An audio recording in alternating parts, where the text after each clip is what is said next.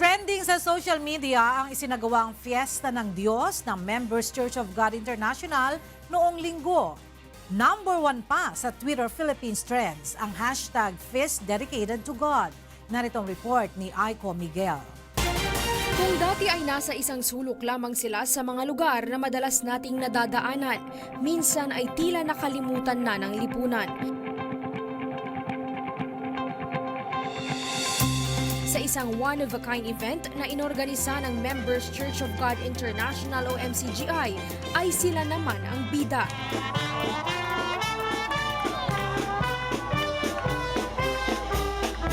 Libu-libong mga kababayan nating mga mahihirap, may kapansanan at may katandaan na ang nakilahok sa kauna-unahang fiesta ng Diyos. Nag-enjoy ang mga ito sa inihaing mga pagkain at palaro ng MCGI sa pangunguna ni Brother Eli Soriano at Brother Daniel Razon. Primarily, yung ating mga gusto na sa araw na ito ay mabigyan po ng pagkakataon na magawa ng kabutihan. Mayroon tayong free store na nandyan at may libre tayo po ng mga iba't ibang mga services at pati na po yung ating mga pagkain para sa lahat po yan. Mapabata man at matanda, tuwang-tuwa sa naranasang paglingap sa kanilang grupo.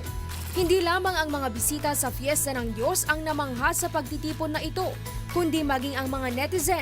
Katunayan na sa top ng trending list sa Twitter ang hashtag ng event, hashtag Feast Dedicated to God.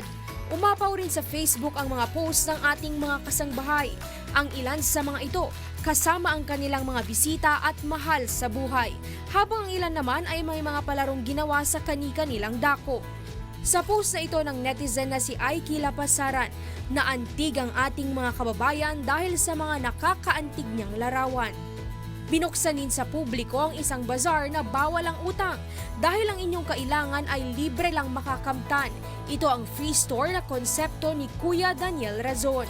Sa post naman na ito ng isa nating kasangbahay, makikita si Manong na sa kabila ng kanyang karukhaan sa buhay, ilang piraso lamang ng damit ang kanyang kinuha.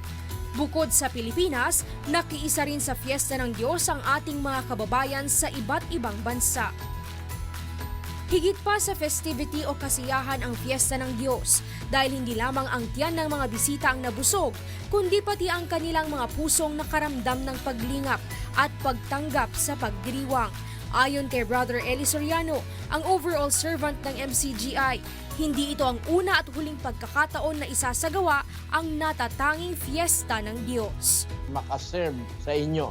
Yan po ay para sa lahat. Wala pong koleksyon, walang bayad, wala po tayong kukuning abuloy kahit kanino.